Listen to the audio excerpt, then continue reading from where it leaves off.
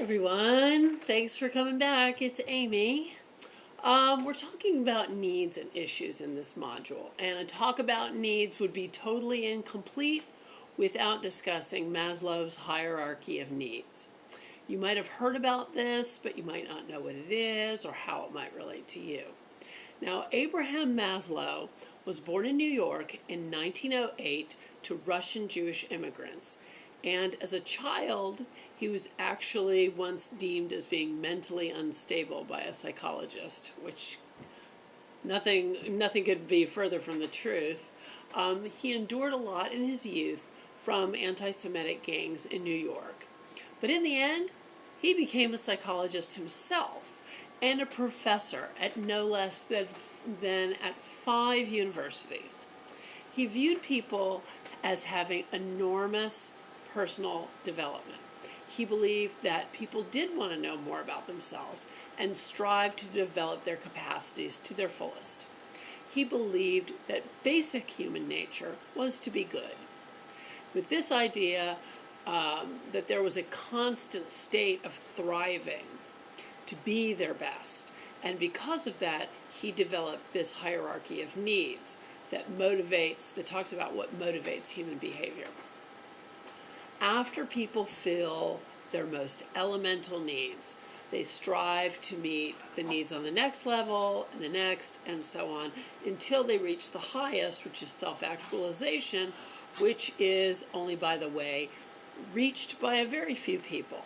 So let's take a look at this, again, with my gorgeous and very high-tech drawing here. All right.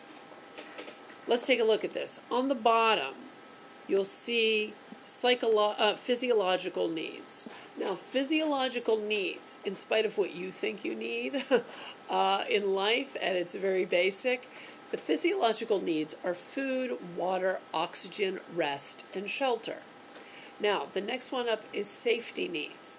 Now, this is a little bit different for adults than it is for children. For children, it has more to do with the safety and security of their family, while for adults, it has more to do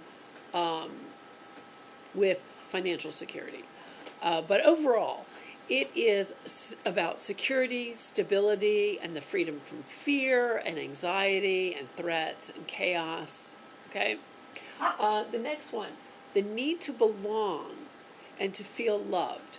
This is a need for affection and intimacy from your friends, from your family, or from your partner. The next one up is self-esteem. This is about self-respect, respect for others, and you might get this from achievement in your life, and this is also about attention and appreciation. All right, now the last one, which I mentioned before, is self-actualization. This is the sense that you are fulfilling your potential and you are doing what is suitable for you, you are doing what you are capable of, and this is why I'm saying that not everyone reaches this level. All right, this need results in efforts to create and to learn, and a fully developed, self-actualized human being has characteristics like acceptance of themselves and of others and nature. People who've reached this point seek justice, truth, order, unity, and beauty, and they have problem-solving skills. They have problem-solving abilities, and they are directed and have a richness of emotional responses. They have satisfying relationships with people. They have a sense of creativity and a high sense of moral values. All right. Now, the needs at each level have to be satisfied before you can move on to the next level.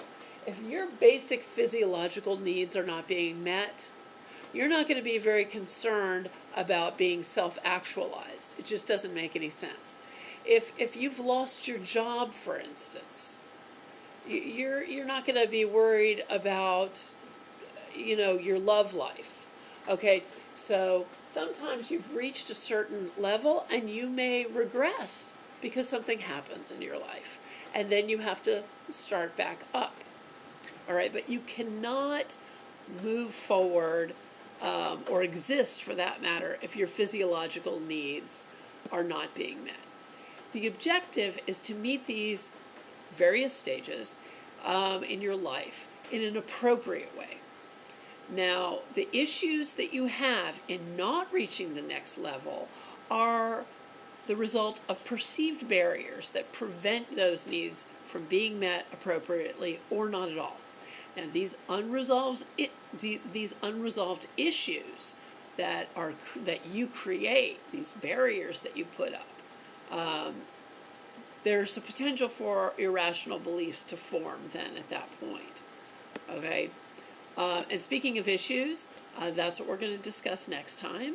If you have any questions, any comments about Maslow's hierarchy of needs, I'm available on Facebook, on Twitter, on Instagram. You can ask me questions right here on this channel.